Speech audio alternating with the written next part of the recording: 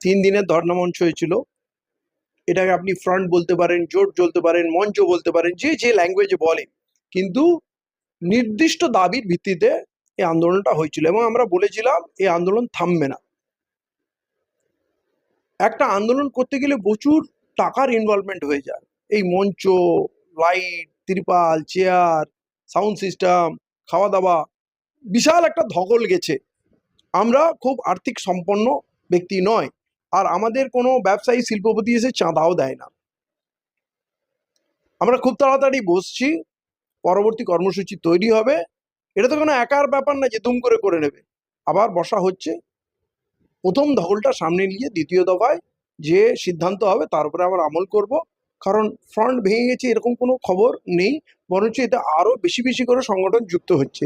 যেটা তখন 32টা সংগঠন ছিল, সেইটা এখন মনে হয় 40 পার হয়ে গেছে। ঠিক আছে, আবার আমাদের প্রত্যেকের নিজস্ব সাংগঠনিক দায়িত্ব আছে, সেই কাজেও আমরা ব্যস্ত, কিন্তু জোট ইনট্যাক্ট আছে, এটা থাকবে।